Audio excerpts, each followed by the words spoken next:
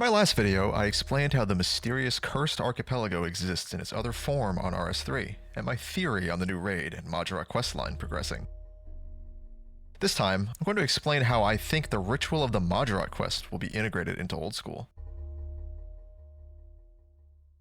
A lot of you in the comments pointed out that the Pieces of Hate quest, Curse of the Blackstone, and other interesting topics surrounding the World Guardian questline are technically far away from where we sit in Old School, and you're absolutely right. As it sits right now, if Jagex were to directly port RS3's Shadow Reef raid into the game, we'd essentially require 4 new quests to go along with it.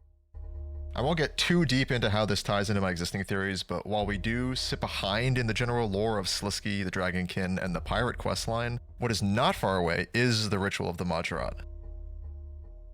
For those of you who don't know, Ritual of the Mahjarrat is a quest that was released back in RS2 as a direct sequel to the Tale of Two Cats, While Gothic Sleeps, the Curse of Arav, and the Temple at Sentiston quest, and it's meant to be a major event in terms of Gillinor's timeline that ties these 4 questlines together more tightly. In Old School, we don't have the Temple at Sentiston, and for all intents and purposes, Desert Treasure 2 is basically the Old School version of the quest. I'm sure there are some mixed opinions on this, but hear me out. It's almost the evil version of Temple at Sentiston, where instead of assisting as an Adra, you're being tricked by Sliske. Originally in RS2, you don't actually meet Sliske until Ritual of the Mahjarrat. Him being introduced earlier in the questline in Old School is actually quite important to understanding how the questline will progress. There are some similarities to these 2 quests though. First off, you're entering Gorak Prison for the first time. The way Gorak is geographically in Old School differs from RS3, but the idea of it is the same between games.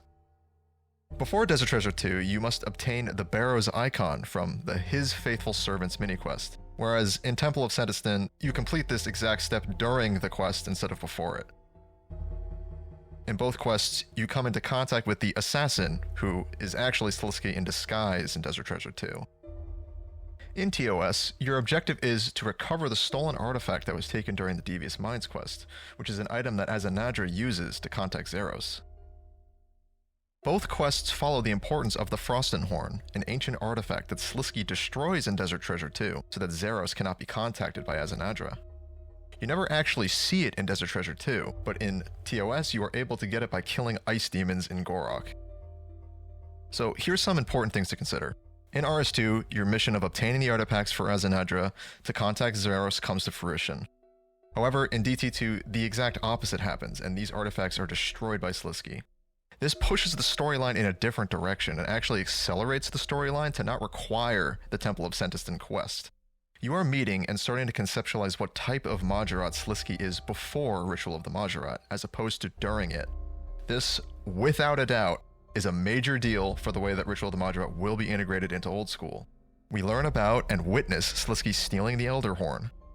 The Elder Horn is not as directly involved in the RS3 lore, but it's known to be an artifact of communication from the Elder Gods, and the basis of the Horn's ability is to communicate and impose one's will on another. Sliske stealing the Elder Horn is a massive shift in the storyline compared to RS2's Mahjarrat storyline at this point in the continuity. So here's where the speculation happens. What do I think Ritual of the Mahjarrat will be like in Old School? First off, I think there are multiple good theories for how this quest could play out. Old School's team has been very good at adding little changes to the quests that are ported over from RS3 to make them unique and feel more Old School. DT2 is one of the only real major outliers in the storyline continuity for this questline specifically. That being said, we have to look at a couple of absolutes first. 1. Sliske is introduced before the ritual instead of during. 2. Sliske's goal seems totally different so far, but it could have multiple facets to it. In RS3, Sliske's first major event after the Ritual of the Mahjarrat is betraying the Zerosians, killing Gothics with the Staff of Armadil, and subsequently stealing the Stone of Jas. I personally don't think that Old School will go in the direction of awakening and killing Gothics. The way RS3 made the death of Gothic such a massive deal to the point where they considered it like a new age of time, that likely won't happen in Old School. Instead, my theory is that Sliske will use the Elder Horn to summon and control, you guessed it, Xau-Tak.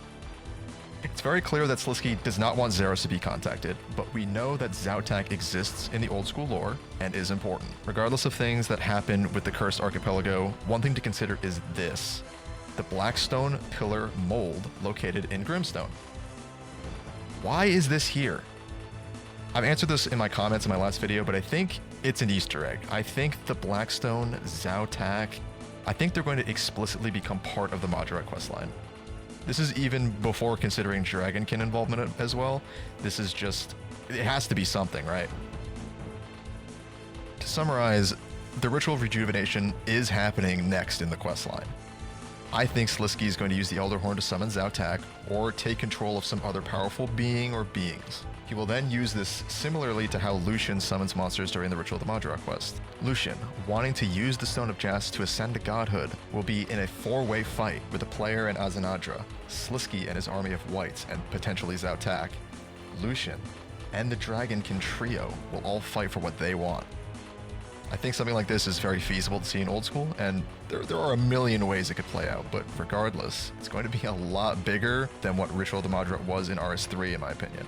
I think this could link into the new raid in some ways, but to play devil's advocate, assuming the raid is not involved at all, there's even a possibility of a repeatable Xau-Tak boss fight or other things like that. People should be incredibly excited for this quest when it comes out because the way Jagex has written the story to be unique, but also keep the relative continuity of the lore on the back burner, honestly, it's beautiful. When Desert Treasure 2 came out, I was enamored by the way it played out, especially as a lore guy. I genuinely cannot wait to see what we get with Ritual of Rejuvenation and see what Sliske has in store for us in the future. Thanks for watching. Leave your own theories below as always.